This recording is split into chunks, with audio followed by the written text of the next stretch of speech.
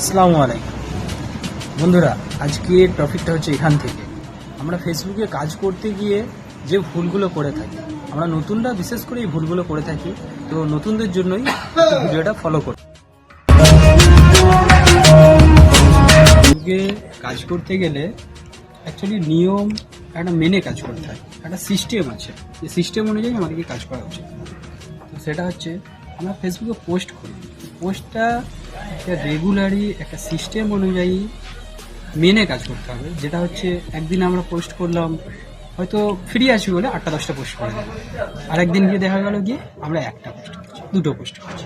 এগুলো খুবই একটা খারাপ সাইড ইফেক্ট পড়তে পারে। সেই জন্য বলছি, পোস্ট করো একটা টাইম অনুযায়ী, সারাদিনে প্রত্যেক দিন 3-4টে একটা পোস্ট করো, মিনিমাম একটা লিমিটের মধ্যে। যে এমনটা না হয় যে কোনো দিন এতগুলো করে দিলাম, আজ করতে পারছি না, সময় নেই বলে।